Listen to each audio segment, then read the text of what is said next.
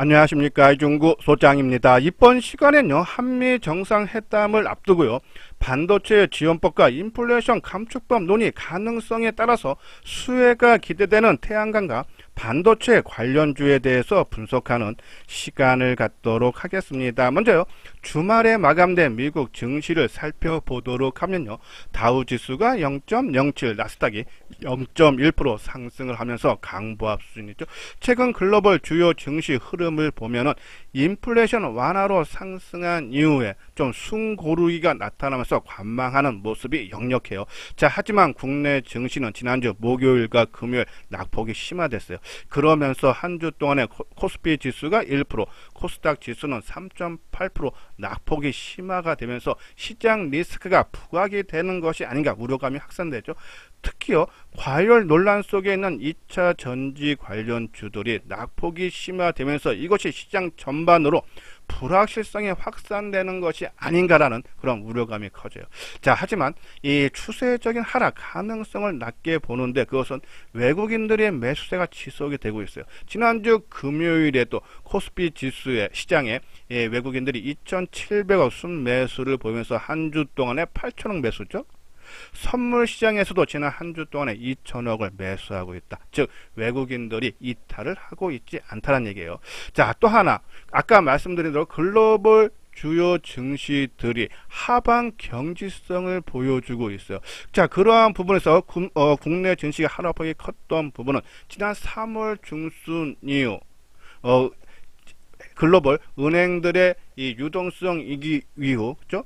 주가들이 회복을 시켜주는데 상대적으로 국내 증시가 더 많이 올랐다. 그러니까 초과 상승분을 반납하는 모습으로 해석이 되기 때문에 추세적으로 하락할 가능성이 낮다. 자, 지금요 좌측 하단에 보면은 코스피 지수의 일봉 모습인데요. 자, 지금 글로벌 주요 증시는 우리가 3월 말과 4월 초순에 이 가격대 수준에 머물러 있습니다. 근데 우리는 초과분으로 상승을 했기 때문에 그 부분이 지난주에 반영이 되면서 상대적으로 더 빠졌다라고 보시면 돼요. 자, 그리고 우리가 지난주 방송을 통해서 파생 쪽의 최고수라 그랬죠. 재작년에 한 60억 벌어서 작년에 양도소득세 한 6억 냈고 작년에도 71억 벌어서 아마 올해 5월달에 양도소득세 아마 7억 가까이 낼 거예요. 그 친구분이 지인이 지수가 좀 하락한다라고 말씀을 드렸는데 지난주 통화를 했는데 생각보다 상당히 강하다. 그래서 지금은 판단하기가 쉽지 않다라는 말씀을 드려요. 그 친구가 이제 처음에 저한테 지수 하락을 조금 우려된다 할 때 그 친구가 봤던 것은 2450포인트까지 하락을 봤다라고 말씀을 하시더라고요. 근데 지난주 통화할 때는 생각보다 강하기 때문에 크게 빠지지 좀 아니지 않나서 잘 모르겠다는 표현을 봤을 때, 또 글로벌 증시 외국인 순매수 봤을 때 추가적인, 그러니까 추세적인 하락 가능성은 좀 낮게 봐도 되지 않나라뇨. 그런 말씀을 드려요. 자, 그러면 시장이 조금 안정을 취하면 과연 어느 종목이 먼저 주가가 빠르게 회복될까? 지수는 이틀 연속 좀 낙폭이 심화됐지만 좀 종목별로는 한 4, 5일 빠지면서 이제 10% 넘게 빠지는 종목이 꽤 많이 나왔어요. 그렇죠? 그러면 이 시장 리스크로 특히 목요일 금요일 하락폭이 커졌는데 그래서 종목도 동반적으로 약세를 보였지만은 수급적으로 외국인이라든지 기관들이 매수를 해준 종목, 그러니까 이 종목 자체로 빠진 것이 아니라 시장 하락 영향으로 빠진 종목들은 시장 안정 시 빠르게 회복을 시켜줄 수 있다. 그래서 우리가 이제 단기로 접근을 할 때 상대적으로 덜 올랐거나 선 조정을 받은 종목 중에서 외국인 또는 기관의 순매수 등 수급이 양호한 종목이 시장 안정 시 빠르게 회복된다. 그러면 그런 종목이 뭐가 있나? 여기 보면 단기 종목으로 선 조정 종목 RFHIC, 월덱스, 그리고 ST팜, 알테오젠, 현대오토에버, 셀트리온, 이렇게 보면 바이오주들이 꽤 많죠. 그러면 바이오주가 뒤늦게 올랐다가 최근에 시장 하락으로 빠졌지만은 뒤늦게 오를 때 매수했던 외국인 기관들의 매도가 나오지 않는다. 그러면 시장이 안정되면 추가로 올라간다라는 얘기고요. 또 바닥권에서 전혀 못 움직였던 종목. 그래서 시장이 하락해도 빠지지 않은 종목이죠. 하나솔루션. 최근에 가장 많이 강조해 드리고 있는 종목이 하나솔루션이죠. 이 부분 뒤에 가서 다시 설명을 해드리고, 그리고 두산푸어스, 이러한 종목군들 당겨. 지금 지수가 이틀 하락했다 해도 거래소 시장이 2540이에요. 우리가 맥심 보는 것이 2700이기 때문에 지금서부터 좀 중장기로 끌고 가기에는 주가들이 일반적으로 많이 올랐다. 철저하게 좀 단기적인 관점으로만 접근을 해달라라는 그런 말씀을 드려요. 자, 그리고 여기서 안내 말씀 드릴게요. 여기 아래 노란색 부분 보면은 무료 문자 정보 신청이 있죠. 이수장 증권TV에서 최근에 무료로 문자를 한 3, 4회 정도 발송을 해드리고 있어요. 관심 있는 분들은 요 아래 핸드폰 번호 있죠. 010-2420-6710으로 죠.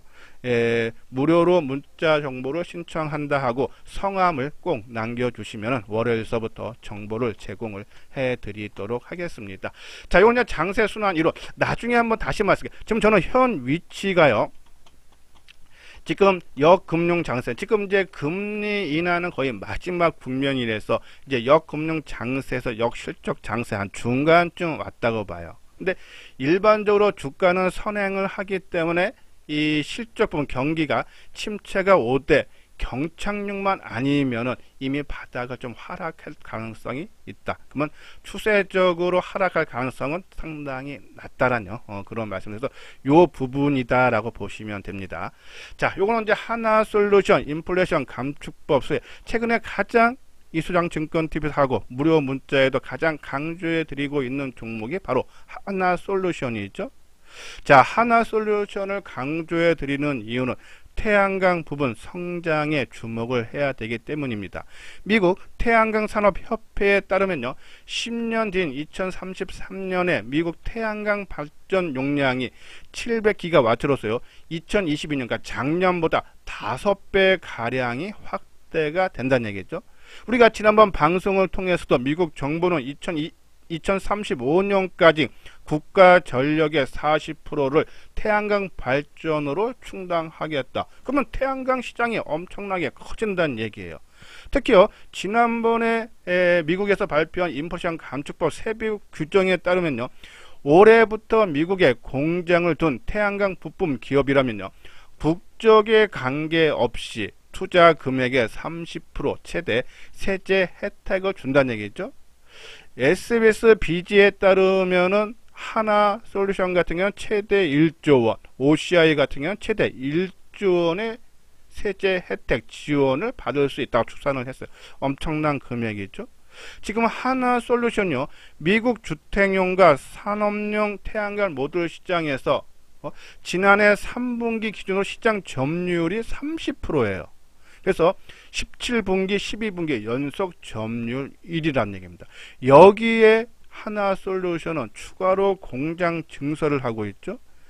2024년까지 3조 2천억을 투자를 해서 조자주에 모듈 인고, 그죠? 웨퍼 셀 등 생산 시설을 갖춰서 북미 최대 규모 시장으로 생산 능력을 확대할 예정이다. 그래서요, 2024년에는 33기가와트에 전망되는 미국 태양광 모듈 시장의 4분의 1 생산에 달하는 능력을 하나솔루션이 갖춘다. 그렇죠? 앞으로 태양광 시장이 엄청나게 미국 시장이 커지는데 지금 시장 점유율 1위다가 공장도 증설을 해서 또 거기에 따른 세제 혜택도 받아가면서 이 미국 태양광 모듈 시장의 4분의 1은 생산 능력을 갖춘다. 그렇죠? 앞으로 성장이 크게 되죠. 근데 이 하나솔루션은 미국의 태양광 업체 포스트솔라에 비해서 상당히 좀 저평가라는 얘기죠. 포스트솔라의 시가총액이 원화 기준으로 30조 원. 지금 하나솔루션이 10조 원이 안 돼. 좀 9조 몇천억인데 차이가 많이 난다는 얘기죠.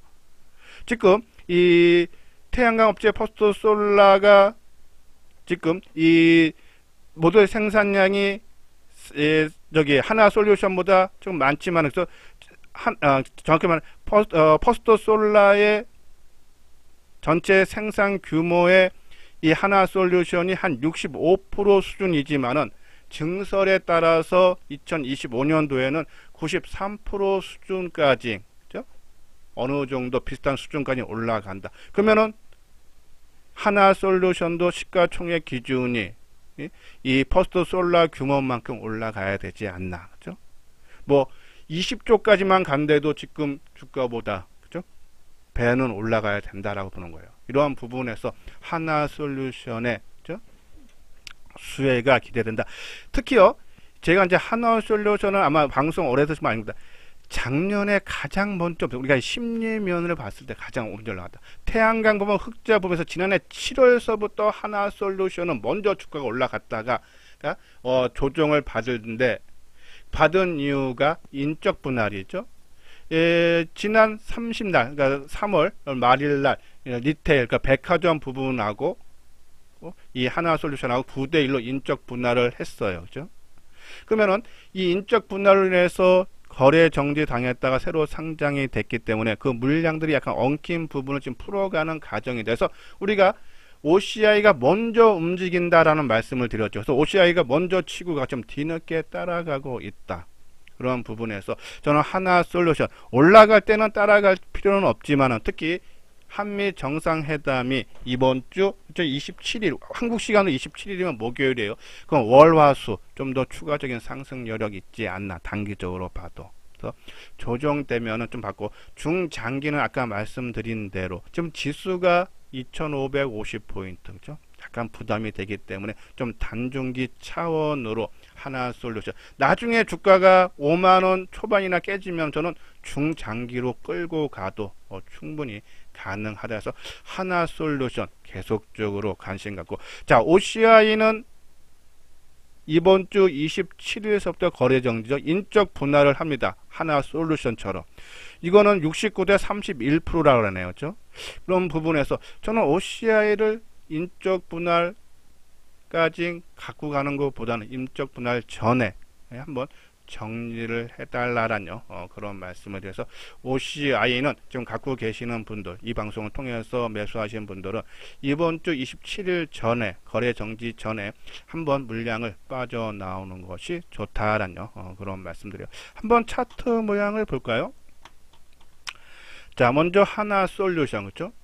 인적 분할한 이후에 한 3, 4일 빠졌다가 회복시켜주는 모습이에요. 수급도 최근에 상당히 개선이 돼주고 있다.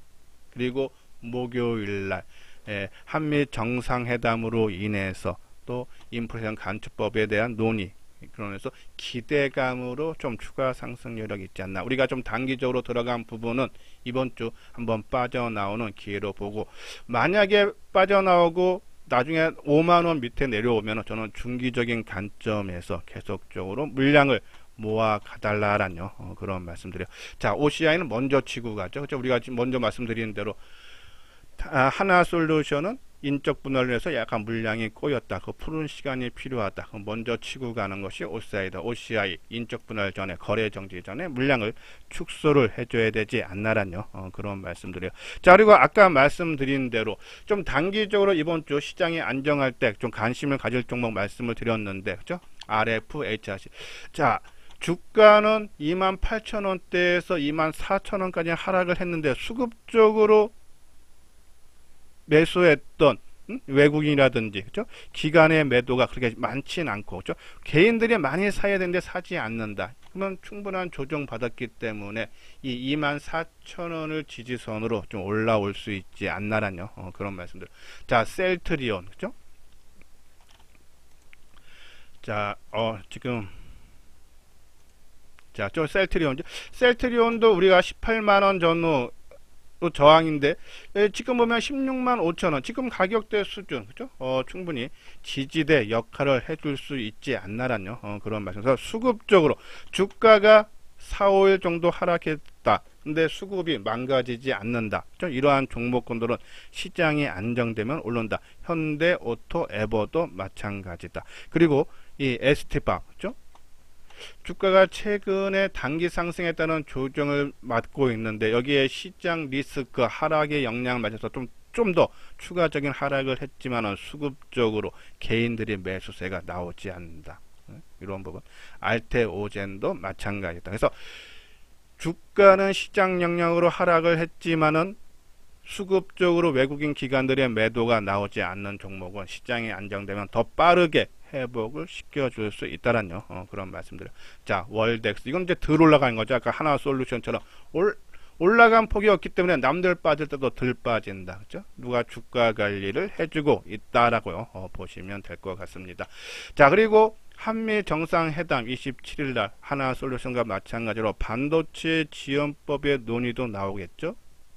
자, 지금 국내에서는요, 좀 두 가지를 요구를 해요. 업체에서는요.